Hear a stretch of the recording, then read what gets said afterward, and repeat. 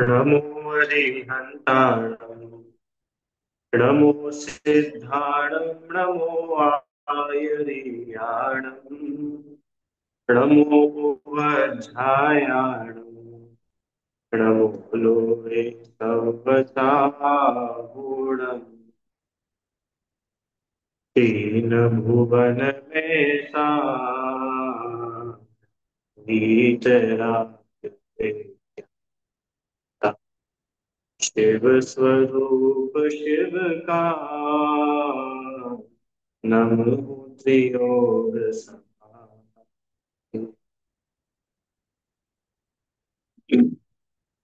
यह श्री छह ढाला ग्रंथ है और इसके रचयिता पंडित दौलत राम जी है। इस छह ढाला में संसार के दुखों का वर्णन करती हुई ये पहली ढाल है जिसको अपन लोग पढ़ रहे हैं। क्या बताया पहली ढाल में कि चारों गति के जीवों को क्या क्या दुख है, संसार में क्या क्या दुख है, वो बात बताई है। दूसरी ढाल में उन दुखों का कारण बताया है और तीसरी ढाल से लेके फिर छठी ढाल तक उन दुखों से छूटने का उपाय बताया। बराबर। और जब दुखों का कारण कौन सी ढाल में बताया? दुखों का कारण, दुख बताए पहली ढाल में और दुखों का कारण दूसरी ढाल में। ठीक है, चलिए आगे चले। कल हम लोगों ने मंगलाचरण देखा था कि तीनों लोक में सारभूत हमारे सबसे उत्तम अगर कुछ है तो वह वीतराग और विज्ञान है। क्यों? क्योंकि वह वीतरागता माने मोहराग द्वेष के अभाव रूप अवस्था और विज्ञानता, विज्ञानता माने सर्वज्ञता। तो वो वीतरागता और सर्वज्ञता वो ही शिव स्वरूप है, कल्याण रूप है और शिव का कल्याण कराने वाली है। इसीलिए वो ही इन तीनों लोक में सारभूत है। नमहु त्रियोग संहारी के। और हम तीनों योगों को, तीनों योग मतलब मन योग, वचन और काय, मन वचन काय को संभाल करके ऐसे वितराग विज्ञान को नमस्कार करा। ठीक है। छठ के मंगलाचरण में किसको नमस्कार किया? वीतराग विज्ञान। किसको नमस्कार किया? वीतराग विज्ञान। चले आगे।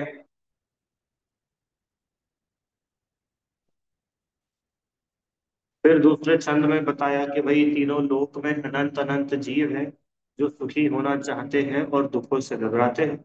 इसीलिए दुखों को हरने वाली और सुखी करने वाली शिक्षा हमारे गुरु, गुरु मतलब कौन? मुनिराज, हम पर करुणा करके हमको दे रहे हैं। ठीक है, आज जब ये कल पढ़ा था अपन ने, याद आ रहा है? आगे चले। इसलिए हे भव्य जीवो, अपने मन को स्थिर करके जो हमारे गुरुओं ने हमको शिक्षा दी है उसको सुनो, यदि अपना कल्याण चाहते हो तो। और अगर नहीं चाहते हो तो बात खत्म ही हो गई। छह डाला किसके लिए है? कि उन जीवों के लिए जो एक्चुअल में अपना कल्याण चाहते हैं, जो अपने को सुखी करना चाहते हैं। ईशान, सुखी होना चाहते हो कि नहीं? होना चाहते हो क्या? हाँ, तो फिर छह डाला अपने लिए। तो उन्होंने तीसरे छंद की जो लास्ट लाइन, दूसरी लाइन, उसमें चारों गति के दुखों का एक रीजन है। उस एक रीजन को बहुत शॉर्ट में बता दिया। क्या है वो रीजन? मोह।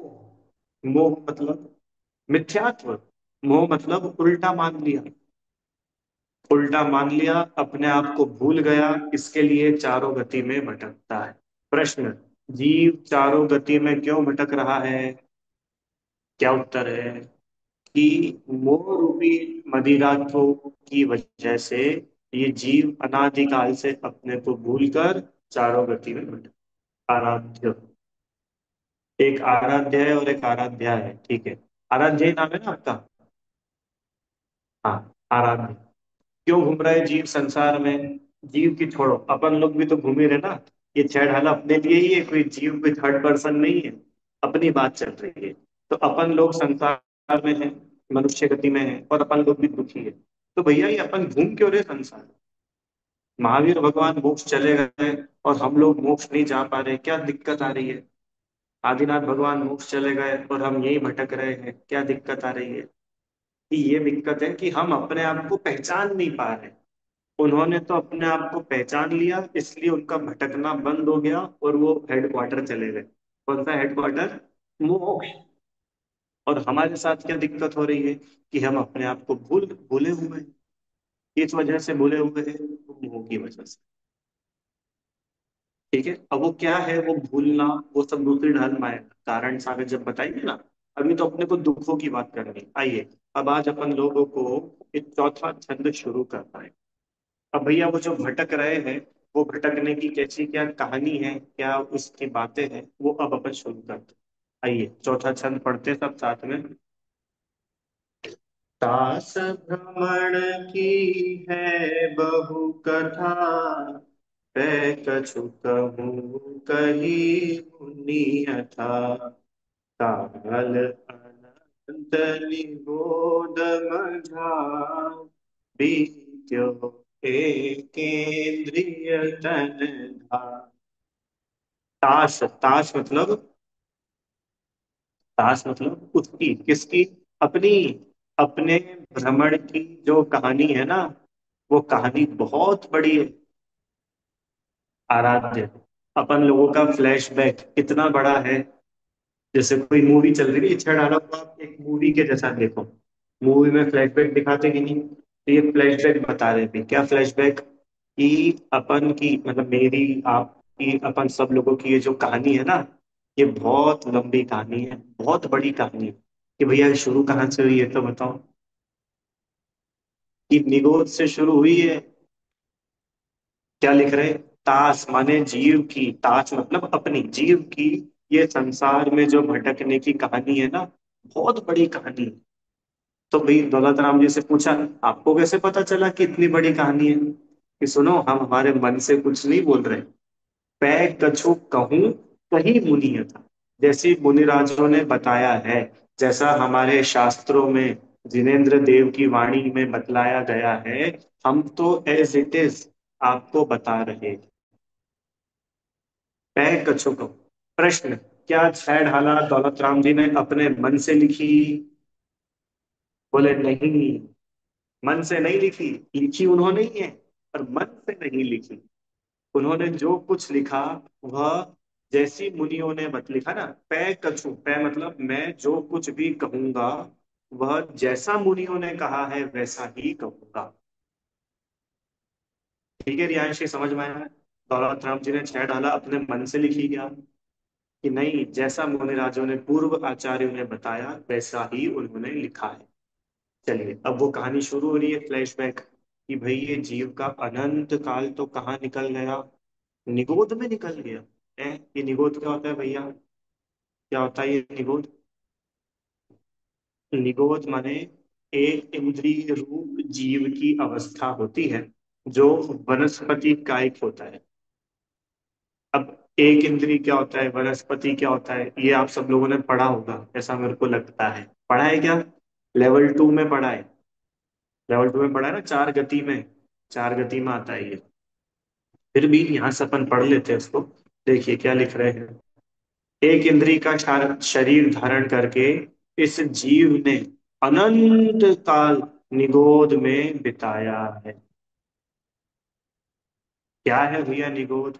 निगोद माने किसी भी जीव की अगर सबसे बुरी कुछ अवस्था हो सकती है, उसका नाम है निगोद। नरक से भी महा दुखरूप अवस्था का नाम है निगोद। गटर से भी महा दुखरूप अवस्था का नाम है निगोद। अब आप लोग इमेजिन कर पा रहे हो? हार जाओ।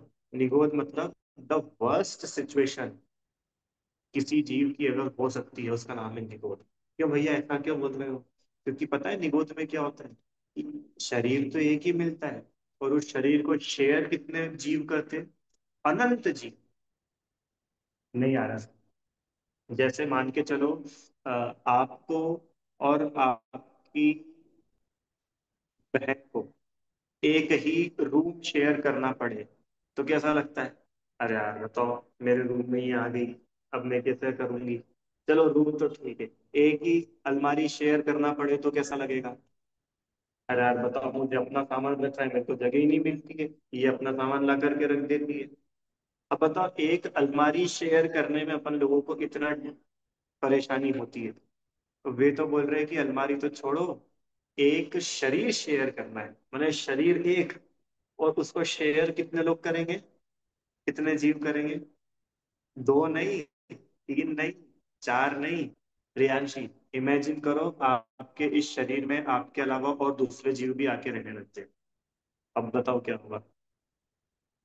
आप तो चाहो कुछ और वो दूसरे जीव चाहे कुछ और। अब घमासान मचेगी कि नहीं मचेगी? सब दुखी होंगे कि नहीं होंगे? होंगे दुखी। तो निगोद की ऐसी अवस्था है कि शरीर तो एक है, और उस शरीर में जीव कितने हैं? अनंत जीव। एक एक शरीर में अनंत अनंत जीव होते हैं, उसको बोलते हैं निगोद। आया समझ में? किसको बोलते हैं निगोद? जहां एक शरीर और उसके अनंत स्वामी, स्वामी मतलब उसमें रहने वाले जीव, तो कहलाते हैं उसके स्वामी, उसके मालिक। एक शरीर में अनंत जीव रहते हैं, उसको बोलते हैं निगोद। कुछ पूछना है मुझे? प्रश्न है क्या कुछ? क्वेश्चन है? डाउट है? है? बोलो। सर, सर, अगर एक ही शरीर में अनंत जीव रहते हैं तो सर ऐसे बस एक ही जीव होता है निगोद का? नहीं नहीं, एक शरीर, उसमें अनंत जीव। दूसरा शरीर, उसमें अनंत जीव। तीसरा शरीर, उसमें अनंत जीव। ढेर सारे जीव होते हैं। अभी जैसे नीचे यहाँ पे लिखा है ना, एग्जाम्पल दिए निगोदिया जीव कहाँ रहते हैं, कि भैया जैसे आलू है, प्याज है, ये जो जमीकंद चीजें होती है ना, गाजर, मूली, अदरक, इनमें निगोदिया जीव होते हैं। अब सुनो कैसे होते हैं। वो एक आलू कोई एक शरीर नहीं है। ऐसा नहीं है कि भैया वो एक जो इतना बड़ा आलू है ना, वो एक शरीर है और उस आलू में अनंत जीव रहते होंगे, कि नहीं। सुनो, वो एक आलू का सिर्फ एक पार्टिकल निकालो,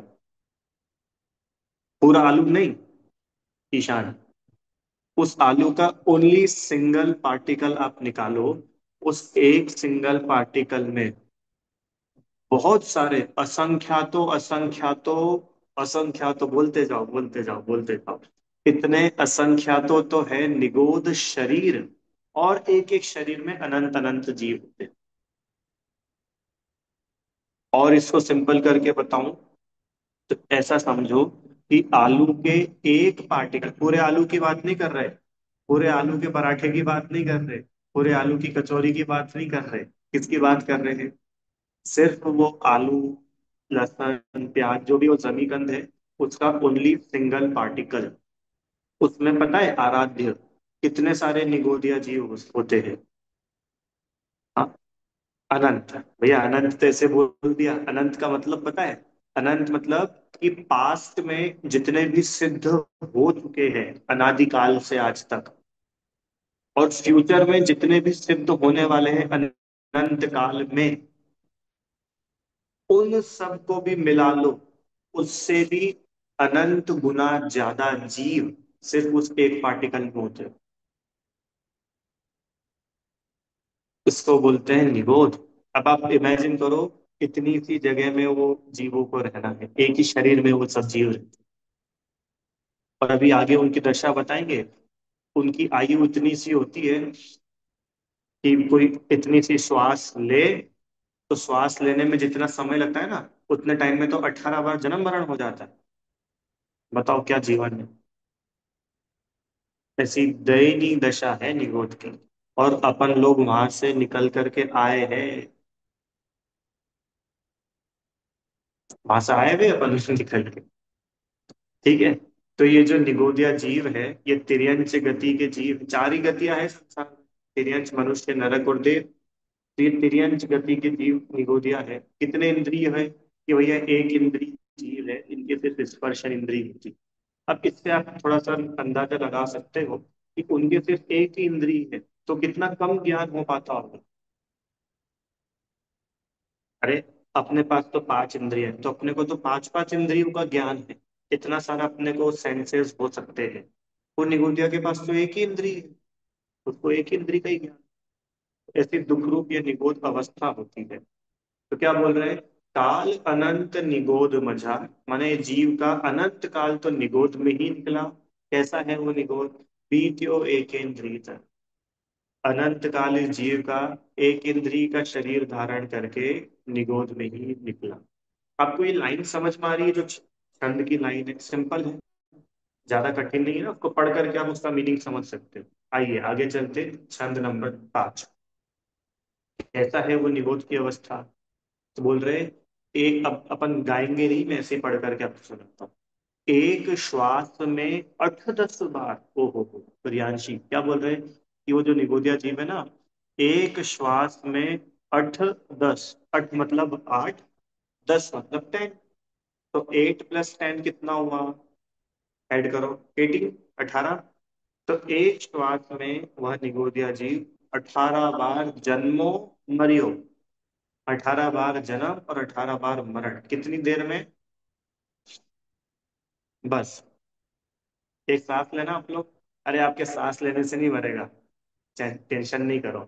वो तो बता रहे हैं कि सांस लेने में जितना टाइम लगता है, उतने टाइम में उसका 18 बार जन्म मरण हो जाता है। एक श्वास में 8-10 बार जन्म्यो मरियो, यो दुख भार, माने उसने ऐसे दुखों का भार सहन किया। बताओ उस जीव का जीवन क्या है? हाँ, मरा पैदा हुआ, मरा पैदा हुआ, पैदा हुआ मरा, पैदा हुआ मरा, पैदा हुआ मरा। उसका, उसकी लाइफ की है, क्या लाइफ है उसकी? जियो मरो, जियो मरो, जियो मरो, जियो मरो, जियो मरो, जियो मरो, तब तक जियो मरो। काल अनंत, अनंत काल तक ऐसे ही, अनंत काल तक जीव निगोद में ऐसे ही अपना जीवन मरण करता है और महान दुखों को सहन। बोलो, जस खुद से अनम्यूट कर लो। सर जीव मर सर वो निगोदिया जीव मरते कैसे हैं? उनकी आयु पूरी हो जाने से मर जाते हैं। उनकी तो एक्चुअली उनकी आयु भी उतनी होती है जैसे अपन लोग मनुष्य हैं। तो अपन लोगों की आयु कितनी है भैया? सबकी अलग अलग होती है, किसी की 50 ईयर्स होती है, किसी की 80 ईयर्स होती है। तो जैसे वो 80 ईयर्स का टाइम पीरियड हो जाता है, मर जाता है, आयु पूरी हो जाती है, मर जाता है। ऐसे निगोदिया जीव की आयु कितनी होती है? श्वास का 18वां भाग, मतलब एक श्वास में 18 बार जन्म मरण हो जाए, इतनी कम उसकी आयु, इतनी कम होती है। बेचारा पैदा होता है और मर जाता है। माने अब अपन ऐसे करो ना, इतनी बार तो कितनी बार उसका जन्म मरण हो जाता है इतनी सी देर में। तो आप सोचो कितनी दुखरूप अवस्था होती होगी वो निगोद की। सर हाँ, सर अगर उसकी आयु इतनी सी होती है तो सर फिर वो निगोद से निकलकर कहीं और क्यों नहीं आ जाता किसी और गति पे? आएगा ना अभी, देखो दूसरी लाइन में अपन भेजेंगे उसको, आगे भेज रहे देखो। निकसी भूमि जल पावक भय, उस निगोद में ऐसे जन्म मरण करते करते वहां से निकलकर वो भूमि, जल, पावक और प्रत्येक वनस्पति होता है। आप लोगों को अगर ध्यान हो तो वो एक इंद्रिय जो जीव थे ना स्थावर, वो 5 टाइप्स के, याद है क्या किसी को? कौन सुनाएगा 5 स्थावर के नाम जल्दी से? ईशान बोलो। जल, वायु, वो वनस्पति और अग्नि, हम्म, जल। जल तो हो गया। आराध्य, सुनाओ 5वां नाम। वायु, धरती, वनस्पति, हाँ। वायु, पति, जलकायक, अग्निकायक। भैया आप सुनाओ। जलकायक, अग्निकायक, वायुकायक और हवा वाले को क्या, वायुकायक, जलकायक, वायुकायक, अग्निकायक, वनस्पति कायक और पृथ्वी कायक। है हुए कि 5 हुए? 5 हो गए। 5 हुए, बढ़िया। पृथ्वी, जल, अग्नि, वायु, वनस्पति, ठीक है। ये 5 प्रकार के एक इंद्रिय जीव होते हैं। माने वो जीव जिनका शरीर ही पृथ्वी है, वो जीव जिनका शरीर ही पानी है, वो जीव जिनका शरीर ही आग है, वो जीव जिनका शरीर ही वनस्पति है, वो जीव जिनका शरीर ही हवा है। तो ये स्थावर माने एक इनके पास सिर्फ स्पर्शन इंद्री होती है, एक इंद्री से, ठीक है अर्जुन। तो निगोद से भी निकलता है ये जीव, तो वहां से निकल करके निकसी, निकसी मतलब वहां से निकल कर क्या बन जाता है? भूमि, भूमि माने पृथ्वी का एक, जल माने जल का एक, पावक मतलब अग्नि का एक, पवन माने वायु का एक, और प्रत्येक वनस्पति माने वनस्पति का एक। तो ये देखो जो आपको ध्यान है, ये स्लाइड पढ़ी सेकंड लेवल में है, ये सेम ऐसी ऐसी बनी हुई है। उसमें वहां लिखा है कि वनस्पति जो है वो दो टाइप्स की होती है, एक प्रत्येक वनस्पति और एक साधारण वनस्पति। और जो ध्यान आ रहा है, प्रत्येक मतलब क्या होता है? इंडिविजुअल, और साधारण मतलब जनरल। जैसे आप लोग ट्रेन में ट्रेवल करा है कभी आपने, तो ट्रेन में दो टाइप के कोच होते हैं, एक तो जनरल कोच होता है और एक रिजर्वेशन वाला कोच होता है। तो रिजर्वेशन और जनरल में क्या डिफरेंस है? कि भैया रिजर्वेशन में एक पैसेंजर को एक ही सीट रहती है, राइट? और जनरल कोच में, कि जनरल में कोई किसी की सीट नहीं है, जो आ जाओ वो बैठ जाओ, एक सीट पे 10-10 लोग भी बैठ जाते हैं। वो बिल्कुल जनरल, जनरल मतलब कॉमन। ऐसे ही ऐसा जीव जिसके पास में अपना एक इंडिविजुअल शरीर है, उस शरीर को कोई और दूसरा शेयर नहीं कर रहा है, एक शरीर और उस शरीर का एक ही स्वामी, वो कहलाता है प्रत्येक वनस्पति। ऐसे वनस्पति का एक जीव जो एक शरीर में एक ही जीव रहता है, जैसे ये लौकी, जितने भी है ना, ये लौकी, टमाटर, केला, पपीता, आम, चीकू, ये जितने भी वनस्पति है ये सब प्रत्येक वनस्पति है। और साधारण वनस्पति माने वो जो निगोद है, वो कहाँ पर है? निगोदिया जीव वो साधारण माने एक शरीर और उस शरीर में अनंत अनंत जीव, जो अभी अपन ने पढ़े ना, आलू आदि जो जमी कंद है, ये सब साधारण साधारण वनस्पति कहलाते हैं। तो वे कह रहे हैं निकसी भूमि माने निगोद से निकलकर ये जीव भूमि, भूमि मतलब पृथ्वी का एक, जल अग्नि का एक, जल का एक, वायु का एक, और प्रत्येक वनस्पति हुआ। ठीक है ओजस, निगोद से निकाल दिया अपन। अब प्रश्न, भैया निगोद से निकलता कैसे है? निगोद से निकलता कैसे? कैसे निकलता है निगोद से? कि निगोद से निकलता है वो बाय चांस। बाय चांस मतलब कि फिक्स है कि एवरी 6 मंथ 8 समय, हर 6 महीने 8 समय में टोटल 608 जीव निगोद से निकलते हैं। अब भैया वो अनंत में से कौन से 608 निकलते हैं?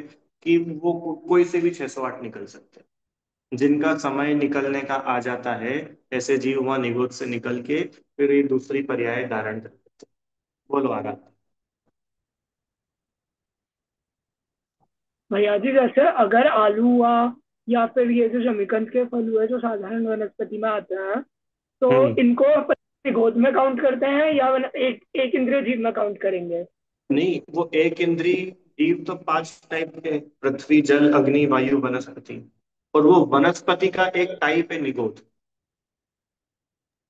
तो मतलब जैसे कि वनस्पति का एक टाइप तो मतलब वनस्पति का एक टाइप निगोद में आता है, तो मतलब निगोदिया जीव एक इंद्रिय जीव ही होंगे और वो वनस्पति काय के उसमें आएंगे, ऐसा? हाँ, उनमें जितने भी निगोदिया जीव है वो वनस्पति कायिक के भेद ही है। मतलब कोई दो इंद्री निगोदिया नहीं हो सकता, कोई तीन इंद्री, एक इंद्री में ही निगोदिया होंगे, और वो भी वनस्पति में ही होते, पृथ्वी, जल, अग्नि, वायु में नहीं होते। तो मतलब उनको सबको साधारण वनस्पति बोलेंगे ऐसे, या किसको? सिर्फ निगोदिया बोलेंगे, निगोद को, निगोदिया जीवों को? साधारण वनस्पति जीव को ही निगोदिया जीव बोलते हैं, हाँ ठीक है। है ना? चलो आगे चले भैया, ये वाला छंद आपको समझ में आया? 5th नंबर का क्या बात आई थी इसमें? कि वहां पे फर्स्ट लाइन में मतलब पूरे में ही उन्होंने निगोद अवस्था की बात करी, कि भाई कैसी है वो निगोद अवस्था, कि एक श्वास में 18 बार तो जहाँ पे जन्म मरण हो जाता है, ऐसा बहुत ज्यादा दुख जिस जीव को होता है, उसका नाम है निगोद अवस्था। फिर वहां से निकलकर पृथ्वी का एक, जल का एक, अग्नि का एक, वायु का एक, और प्रत्येक वनस्पति होता है।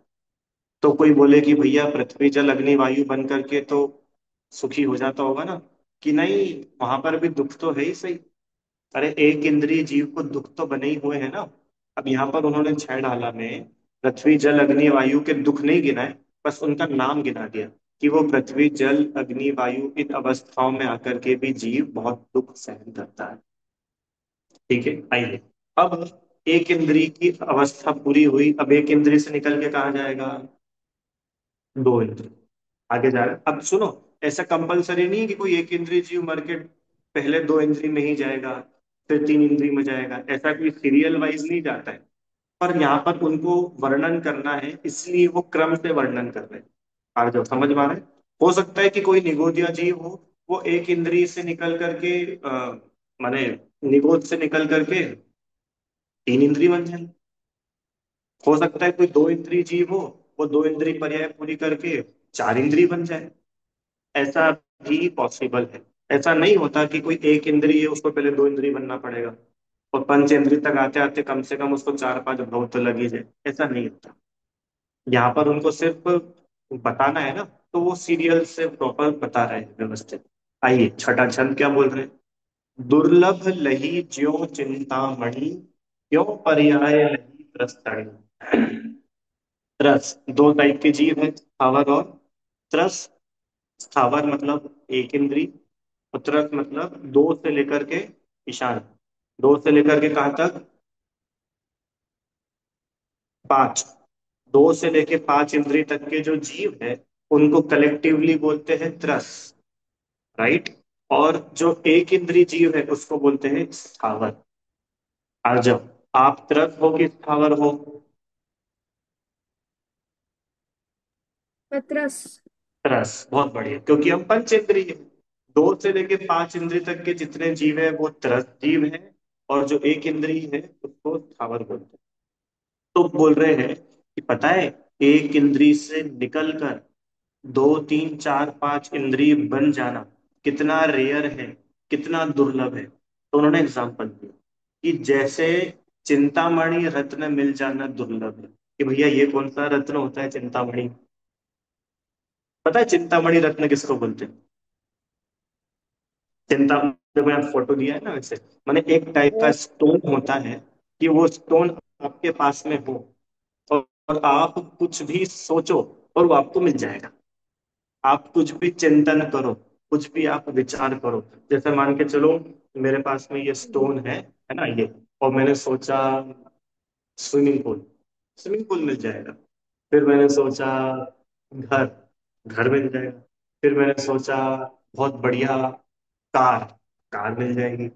आप सोच रहे हो, मतलब वो चिंतामणि रत्न किसको बोलते हैं, कि ऐसा कोई रत्न मिल जाए कि आपके पास में वो रत्न हो, और अब सारी चिंता खत्म, अब तो बस आप सोचो और मिल जाएगा।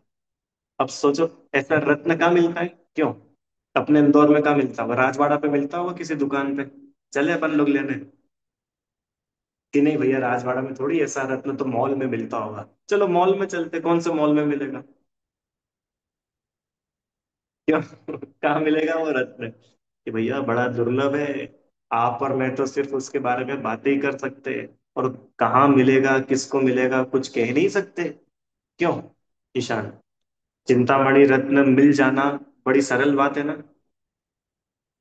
हाँ, ऐसे ही सड़क पे चलते चलते चौराहे पे पड़ा हुआ मिल सकता है, नहीं, कि भैया नहीं, अगर ऐसा ही होता तो फिर उसको दुर्लभ थोड़ी बोलते, फिर तो उसको बोलते तो बड़ा सुलभ है। पर चिंतामणि रत्न मिल जाना अपना आप में वेरी रेयर, वेरी कठिन, इजीली हर किसी को नहीं मिलता। तो उन्होंने बोला कि जिस प्रकार चिंतामणि रत्न मिलना अपने आप में बहुत ज्यादा दुर्लभ है ना, ऐसे ही एक इंद्रिय पर्याय से निकल करके त्रस पर्याय मिलना इतना दुर्लभ है। अब आपको थोड़ा सा अंदाजा लग रहा है कि अगर कोई जीव लट भी है, आगे नीचे लिखा है ना, लट पिपील अली, कोई चींटी भी है, कोई भंवरा भी है, तो वो कितना पुण्यशाली है। एक इंद्रिय अवस्था से निकल करके दो इंद्रिय बन जाना अपना आप में बहुत बड़ा अचीवमेंट है, ये बता रहे हैं। अपन लोगों को ऐसा लगता है कि अपन ने तो कुछ अचीवमेंट ही नहीं है।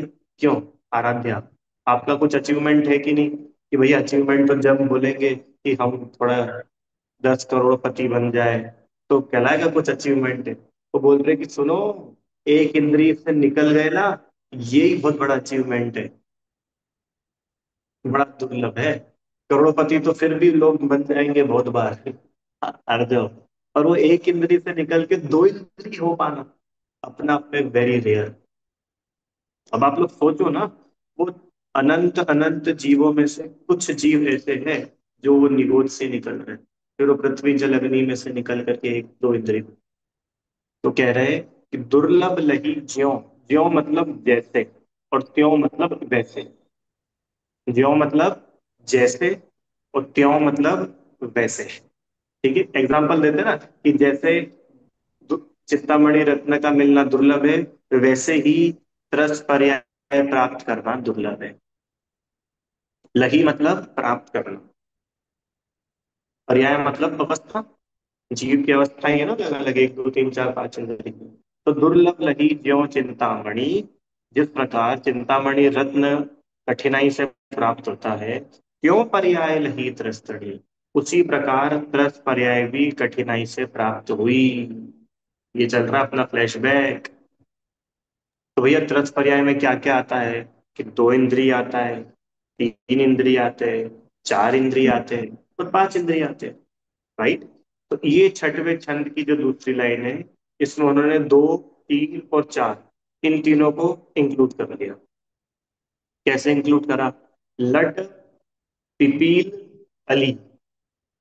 लट 2 इंद्री, पिपील 3 इंद्री, पिपील माने चीटी आदि, और अली, अली मतलब भौरा, ये 4 इंद्री आ गए ना। 2 इंद्री, 3 इंद्री, 4, समझ में आया सबको? हाँ कि ना? लट, लट, शंख, सीप, केंचुआ, ये सब 2 इंद्रिय जीव कहलाते हैं। शंख भी जीव होता है। चींटी, जू, लीक, खटमल, ये सब 3 इंद्रिय जीव है। और मच्छर, भौरा, मक्खी, तितली, ये जो उड़ने वाले छोटे छोटे होते हैं ना इंसेक्ट, ये 4 इंद्रिय जीव होते हैं। तो लट, पीपील, अली, आदि, तो वो आदि में सबको इंक्लूड कर लेना। अब वो एक एक के नाम नहीं गिना रहे उन्होंने, तो हर कैटेगरी से एक एक का नाम ले लिया। 2 इंद्रिय से लट हो गया, 3 इंद्रिय से पीपील आ गया, और 4 इंद्रिय से कौन आ गया? 4 इंद्रिय का रिप्रेजेंटेटिव कौन है? भौरा। ठीक है। ऐसे 2 3 और 4 इंद्रिय जो जीव है, पीपील माने चींटी, ये 2 3 4 इंद्रिय जीव की पर्याय हमने धारण करी, तो बड़ा मजा आया होगा कि नहीं आया होगा? चींटी बन करके, भौरा बन करके। क्यों? स्कूल में तो बहुत ऐसे लिखते हो, ऐसे मतलब इंग्लिश वाला ऐसे। यदि मैं तितली होती तो मैं चाहे जहां उड़ जाती, कभी इस फूल पर बैठती कभी उस फूल पर बैठ। अरे क्या लिख, आपको पता है क्या जीवन है इन जीवों का? चाहे 2 इंद्रिय हो, चाहे 3 इंद्रिय हो, इनका क्या जीवन है? ये लट होती ना, लट। आप लोगों ने कभी थोड़ा भी अगर आप ध्यान से देखो, तो ये जो चेम्बर होते हैं, गटर होती है, चेम्बर होती है, अब ये बारिश वगैरह ही देखो, जहाँ पानी इकट्ठा हो जाता है, जरा से में इतनी इतनी सी लटें पैदा हो जाती है। ये फ्रूट आते हैं ना, फ्रूट, कई बार इन फ्रूट में से लटें निकलने लग जाती है, देखा है आप लोगों ने? छोटी छोटी, उसी कलर की लटें होती है। मैंने मैंने तो इतनी देखी है चीकू में। अब ये बारिश होगी ना, तो आम वगैरह में भी इनमें लटें निकलती है। और सोचो इन लटों का क्या जीवन है। अपन लोग तो फिर भी थोड़े विवेक से उसको यूज करते हैं देख कर, नहीं तो लोग तो देखते भी नहीं, सीधा लिया और मिक्सर में डाल दिया, गैस पर रख दिया, मर गए, जीवन खत्म, लाइफ खत्म। बताओ, उनका जीवन इतना सस्ता है, चाहे कब खत्म हो जाए कोई गारंटी नहीं।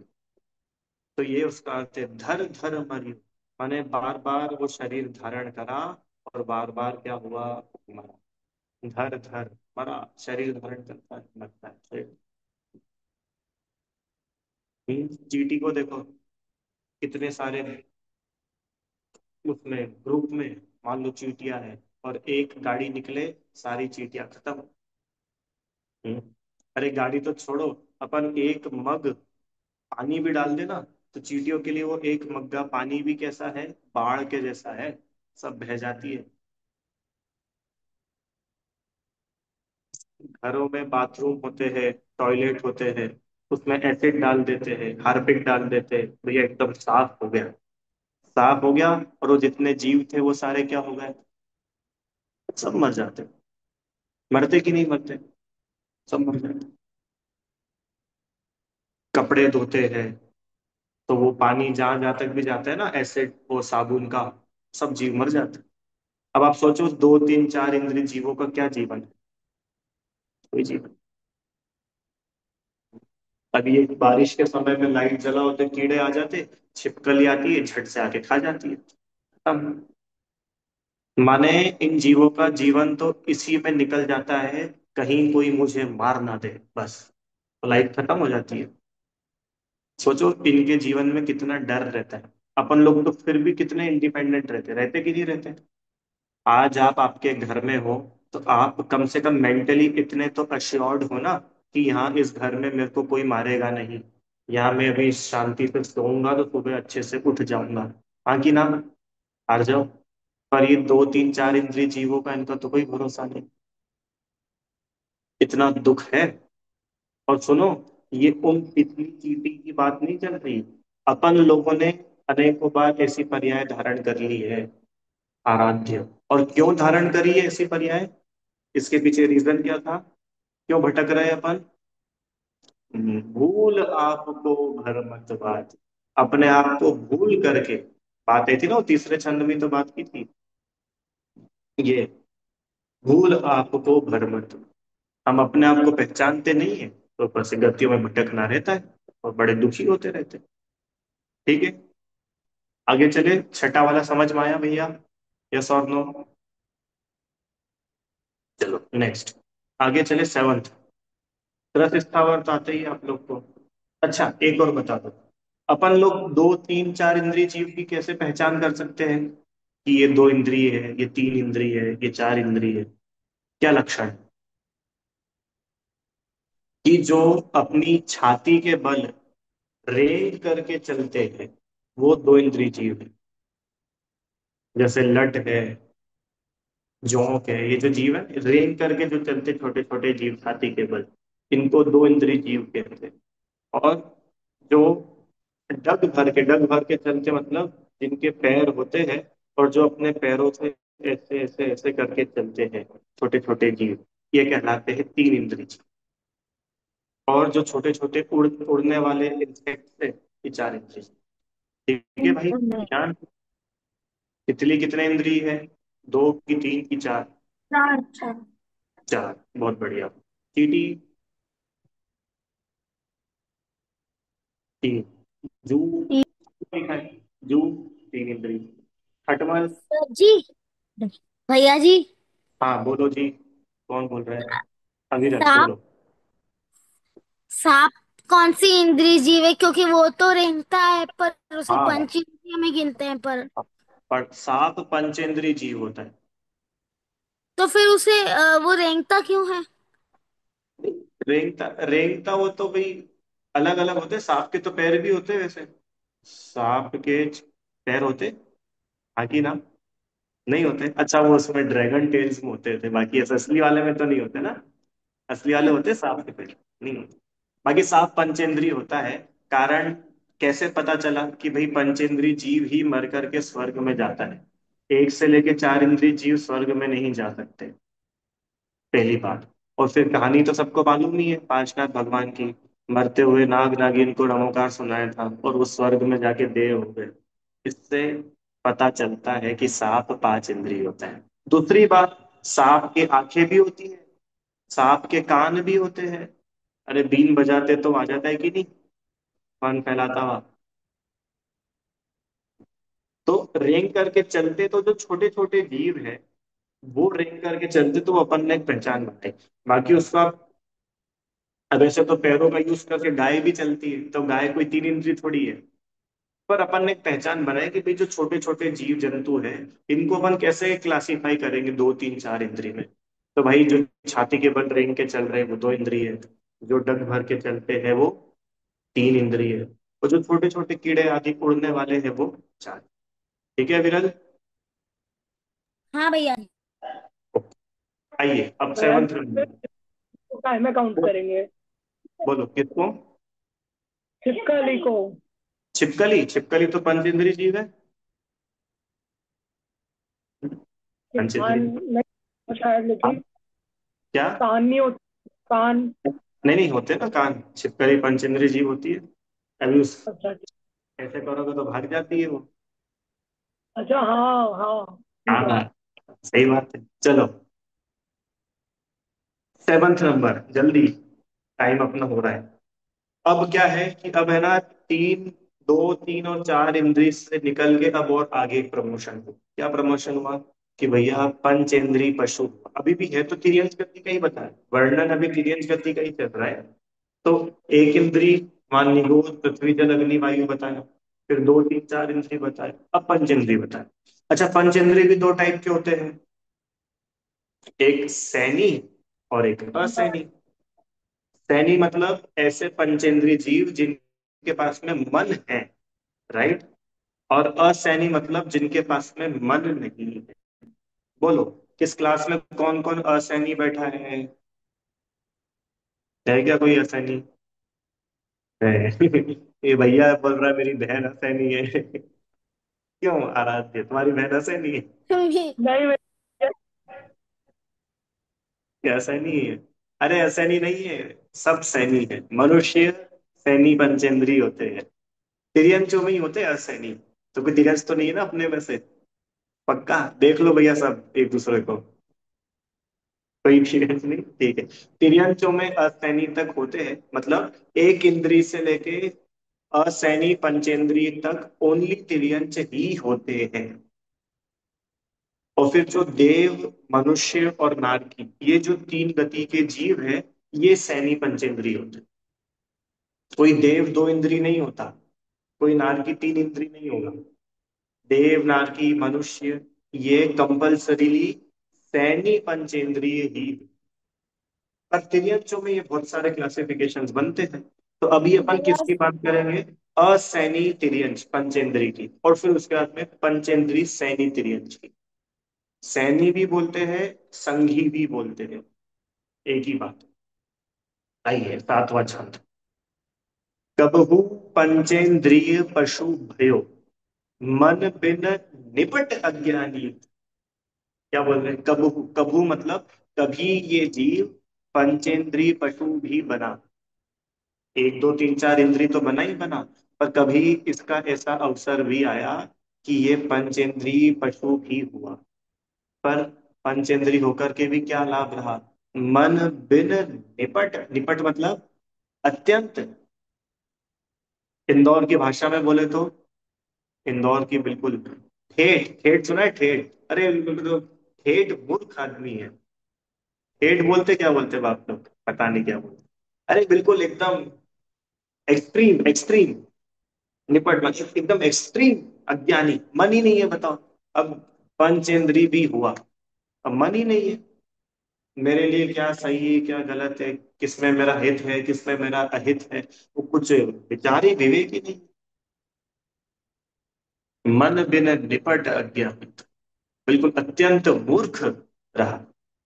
अब कहने को तो पंचेंद्री हो गया, पर कोई मन ही नहीं है, हित अहित का निर्णय नहीं कर पाता तो दुखी होता है। ये असैनी पंचेंद्री का एक लाइन में बताया। अब सेकंड लाइन में सैनी पंचेंद्री के बारे में बता रहे, क्या लिख रहे हैं? सिंहादिक सैनी भय क्रूर, निबल पशु हति खाए भूर। ओह, बोल रहे कि अगर पंचेंद्री भी हुआ ना, सिंह आदिक भी अगर बन गया, तो क्या करा इसने? सैनी पंचेंद्री होकर के शेर आदि अगर ऐसी पर्याय भी धारण करी, तो भी दुखी ही रहा। क्यों दुखी रहा? कि जो अपने से कमजोर पशु थे उनको मार मार करके खूब खाया। तो क्यों, अब ये सामने जो फोटो दिख रहा है आपको, इसमें हिरण तो दुखी है, शेर का दुखी है। शेर तो मजे में है ना, वो तो राजा है जंगल का। क्यों? हिरण तो दुखी है क्योंकि भैया उसका तो शिकार हो गया, वो तो मर ही गया। पर शेर तो मजे में है कि नहीं? जंगल का तो नियम है, बड़ा जानवर छोटे जानवर को मार के खा जाता है। तो बड़ा नहीं जानवर ऐसा तो तो मजे में है कि नहीं? नहीं, क्यों नहीं है? क्योंकि उसे शिकार करने का दुख है। है? उसे शिकार शिकार करना, करना पड़ता है। शिकार करना। और शिकार जाओ बोलो, शेर क्यों दुखी है? क्योंकि सर शेर, उसे कभी शिकार मिलता है, अपने परिश्रम से कभी नहीं मिलता। ठीक है, और बताओ। भैया इसलिए दुखी है कि दूसरों को मार मार करके खा रहा है। पहली बात तो उसके, दूसरों को मार करके खा रहा है, यही उसका दुख पता चल रहा है कि कैसे किसी को मारने के लिए उसके पीछे दौड़ेगा। मेंटल दुख कितना है, शिकार मिलेगा कि नहीं मिलेगा, कब मिलेगा, पकड़ लूं खा लूं फाड़ लूं।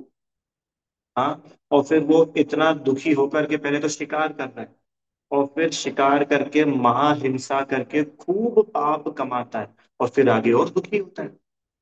नहीं, प्रेजेंट में भी दुखी है, और प्रेजेंट के कारनामों की वजह से फ्यूचर में भी दुखी। अब ये कष्ट, मतलब कहने को तो क्या बन गया, बलवान, कहने को तो बन गया ताकतवर, जंगल का राजा, पर काय का राजा, अभी भी दुखी, और भविष्य में भी दुखी रहे, इतनी हिंसा करता है। इसलिए सिंहादिक सैनी वह क्रूर, निबल पशुपति। निबल माने क्या होता है, कमजोर, जो अपने से कम बल वाले हैं, ऐसे पशुओं को मार मार करके खूब खाए। ठीक है। भैया जी, हाँ जी। क्वेश्चन क्या बोल रहे हो? एग्जाम्पल, पंचेंद्रिय श्रेणी का एग्जाम्पल। हाँ, पंचेंद्रिय असैनी का एग्जाम्पल देख करके बताऊंगा मैं। क्योंकि क्या है, कुछ ही कुछ ऐसे जीव होते हैं जो पूरे 100% असैनी नहीं होते, उन्हीं में कुछ कैटेगरी सैनिक की भी होती है और कुछ असैनिक की भी होती है। जैसे पंचेंद्रिय तिर्यंच होते हैं, वो और मैं देख करके आप लोग को बताऊंगा, ठीक है। मन क्या है, हित अहित का विचार किया जा सके, कोई उसको शिक्षा दे और उसको सीख ले। सैनी असैनी की पहचान कैसे हो सकती है, कि भाई कोई ट्रेनिंग दे, वो ट्रेनिंग देने करके वो ट्रेंड हो जाए, इसका मतलब वो सैनी है। ठीक है, उसके पास मन है, वो निर्णय कर सकता है, शिक्षा ग्रहण कर सकता है। आइए, अब ये last line, last I think, नहीं अभी तो और पीरियड करते हैं, ठीक है। यहीं तक करते हैं अपन 7वें नंबर तक, अभी 8वें नंबर से अब नेक्स्ट क्लास में करेंगे। अभी आज अपन ने क्या करा, बहुत शॉर्ट में पढ़ ले वापस। कल हम लोगों ने ये देखा था कि जीव अपने आप को भूल करके चारों गतियों में भटकता है। अब वो चारों गतियों में भटकने पर उसकी क्या क्या दशा होगी, वो फिर ईशान चौथे नंबर के छंद से शुरू किया, राइट। तो वहां उन्होंने ये बताया कि भाई सबसे पहले तो सुनो, ये बहुत बड़ी कहानी है, पर हम थोड़ी बहुत कहेंगे, और जो कुछ कहेंगे वो जैसी मुनिराजों ने बताई है वैसी कहेंगे। सबसे पहले तो जीव का अनंत काल निगोद में ही निकल गया, एक इंद्रिय शरीर धारण करके। और क्या हुआ भैया निगोद में, एक श्वास में 18 बार, एक श्वास जितने समय में 18 बार जन्म मरण हुआ, महादुखी हुआ। अच्छा, वहां से निकला भी तो भी पृथ्वी जल अग्नि वायु प्रत्येक वनस्पति का शरीर धारण करा, महादुखी रहा। फिर जिस प्रकार चिंतामणि रत्न की प्राप्ति होना दुर्लभ है, उसी प्रकार निगोद माने स्थावर से निकल करके त्रच पर्याय मिल जाना उतना ही कठिन है। लट हो, चींटी हो, चाहे बलि माने भौरा, 2 3 4 इंद्रिय जीव भी बना, तो भी क्या हुआ, धर धर मरियो सही बहु पीर। पीर मतलब पीड़ा, बहुत अनेकों बार मरा, और बहुत पीड़ा सहन करी। सही बहु, बहु मतलब, बहु मतलब सास बहू वाली बहू नहीं, बहु मतलब बहुत, बहुत। बहुघात भी पढ़ा है ना आप लोगों ने, बहुघात जिसमें बहुत से स्थावर जीवों का घात होता है। बहु माने बहुत, पीर माने पीड़ा। 2 3 4 इंद्रिय जीव भी हुआ, और क्या करा, बार बार मरा, और अनेकों अनेकों दुख सहन करे, बहुत पीड़ा से, कि भैया भैया और जी, आगे। हाँ जी। निगोद का मतलब क्या होता है पूरा, मतलब ऐसे ब्रीफ निगोद में। का शब्द का अर्थ पूछ रहे हो आप? नहीं, उसके पूरे मीनिंग, पूरा सब निगोद का मतलब। सामान्य सा अर्थ निगोद का इतना है कि जहां पर एक शरीर और उस एक शरीर में अनंत जीव रहते हैं, उस जीव की उस अवस्था को बोलते हैं निगोद। है समझ में? जीव की वह अवस्था जहां पर एक शरीर को अनंतो जीव शेयर करते हैं, उस अवस्था का नाम है निगोद। ठीक है? आया समझ में भैया? हाँ भैया जी, पर ऐसे तो फिर सिद्धशिला भी होनी चाहिए, उसके अंदर भी एक पे एक आत्मा आ रही है, आ रही तो है, आ रही है। क्या सिद्धशिला में क्या होता है? ऐसे सिद्धशिला भी होनी चाहिए, क्योंकि उसपे भी आत्मा आए जा रही है, आए जा रही है, आए जा रही है, आए जा रही है। तो पर वह शरीर नहीं है। सिद्ध भगवान शरीर के साथ है कि बिना शरीर के है? बिना बताओ। शरीर। बिना शरीर के। और निगोद किसको बोलते हैं? एक शरीर हो और उस शरीर में अनंत जीव साथ में रहते हो। आया समझ में? आ गया। हाँ। जैसे देखो आलू। देखो निगोद, निगोद का अर्थ या ग्रंथ में से देख के बताता हूँ आपको। नी मतलब होता है अनंत, पना। और गो माने होता है क्षेत्र। और द मतलब देखा गया है। ऐसे अनंत जीवों का एक ही क्षेत्र जिनका देखा गया है, उन जीवों को बोलते हैं निगोद। समझ में आया ना? सरल भाषा में एक शरीर और उसमें जीव कितने हैं ईशान भैया? अनंत जीव, उसको बोलते हैं निगोद। चलो आगे जल्दी। तो आगे क्या चली बात अपनी? जिस प्रकार चिंतामणि रत्न की प्राप्ति होना दुर्लभ है, उसी प्रकार साधारण स्थावर से निकल करके त्रस पर्याय प्राप्त करना दुर्लभ है। और त्रस पर्याय भी प्राप्त कर ली तो कोई बहुत बड़ा अचीवमेंट नहीं हुआ। दुखी तो वहां पर भी रहा, भले ही दो इंद्रिय हुआ हो, चाहे तीन इंद्रिय हुआ हो, चाहे चार इंद्रिय। फिर आगे बोल रहे हैं कि अगर पंचेंद्रिय भी हुआ तो बिना मन वाला हुआ, असैनी। असैनी हुआ तो अपने हित अहित का कोई विवेक ही नहीं, कोई निर्णय नहीं ले पाया। वहां पर भी जीव दुखी रहता है। अच्छा, सैनी भी पंचेंद्रिय बना तो बलवान बन गया मानो, तो दूसरों को मार मार करके खाया। इस प्रकार से ये सात छंदों में हम लोगों ने तिर्यंच गति के जो दुख है उनकी बात की। अभी अभी आगे और आने वाले तिर्यंचों के दुख, उनकी चर्चा और करेंगे। अब कोई क्वेश्चन किसी को हो तो आप लोग पूछो। निगोद और स्थावर में अंतर। निगोद और स्थावर में ही अंतर है कि स्थावर पृथ्वी कायिक भी होते हैं, जल कायिक भी होते हैं, अग्नि भी होती है, वायु भी होती है, वनस्पति भी।